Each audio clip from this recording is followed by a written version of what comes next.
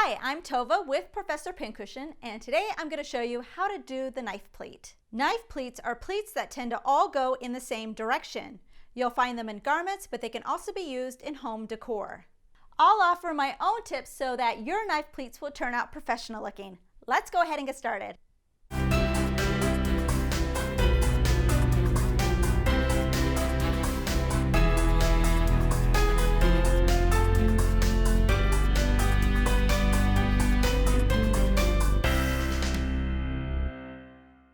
Let's take a look at an example of what a pattern may look like if it has knife pleats. Now, in this particular one that I just made up myself, I have 4 pleats.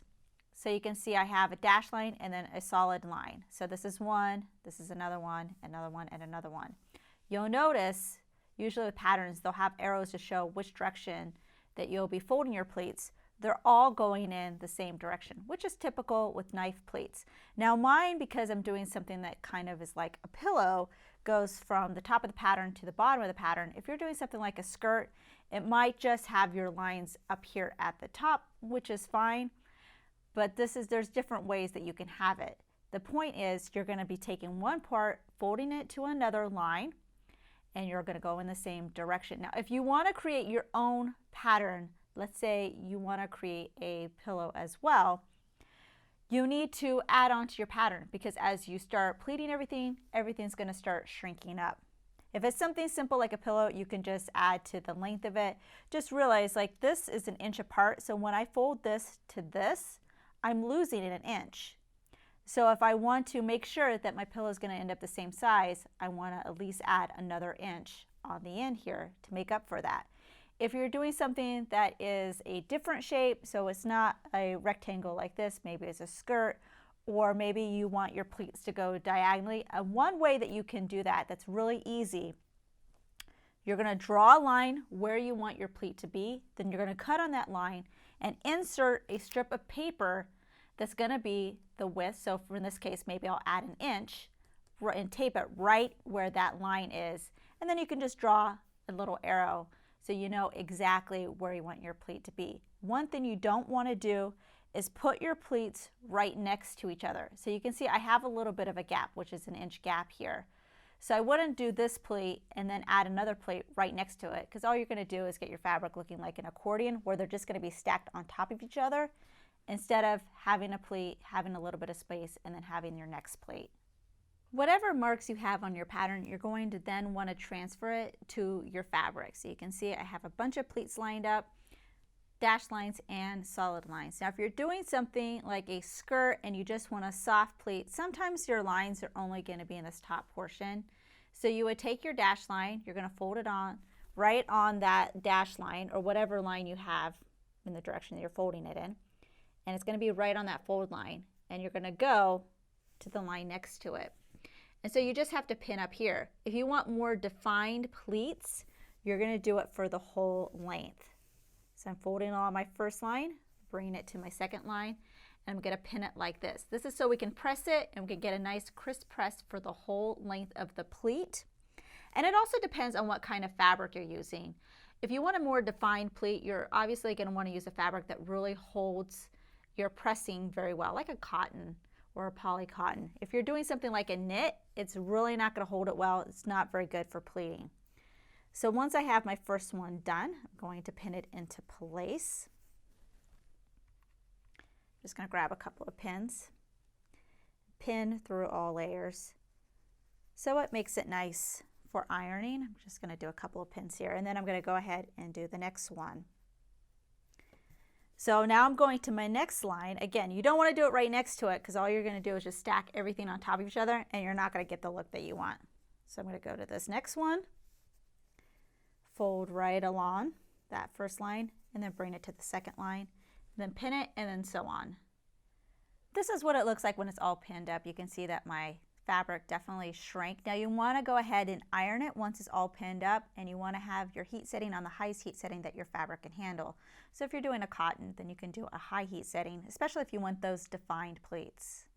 After you press your pleats, you should have something like this. Now the next step is wherever you're going to have a seam, you're going to want to first baste across your pleats just to hold everything into place before you go ahead and do any seams. So if I was doing a skirt, for example, let's say this is my top of my skirt and I'm going to have a waistband. Before I add a waistband, I'm going to baste right across the top. If I'm doing something like a pillow, where I'm going to have a seam on both top and bottom, you can go ahead and baste the top part and the bottom part, and that's just going to keep everything laying flat so it doesn't get twisted once you go ahead and do your seams. When doing these type of basting stitches, you don't have to do any back stitching. It's just a temporary stitch just to hold it into place, and you can see that I'm sewing with the folds of the pleats instead of going against it, so that way I don't have to worry about these popping up or anything like that. So it's just a lot easier to do it this way. You can see my basting stitch here. Now the seam allowance for this really doesn't matter because you can remove it once you have your seam in place. You'll notice I added a new stitch, which is this vertical stitch. Now this is right on the fold of whatever I have my pleat, and you're just going down a few inches or whatever inches you want because it's really a matter of style and whatever you want it to look like. I'm just doing a regular length straight stitch. I'm making sure I'm doing a back stitch at the top and bottom. And again, you could do whatever length you want and even use a contrasting color because this is just for style.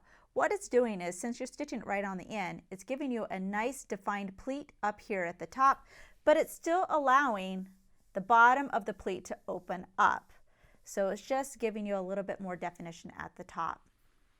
Let's go over hemming. I think some people are confused on how you hem something that is pleated.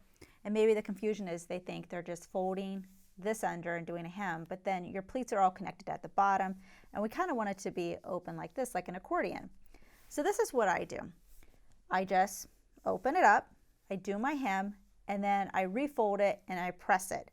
Now because I don't want a lot of bulk underneath all these pleats, I would recommend doing something like a narrow hem, which we have a tutorial on if you need to get a refresher on that.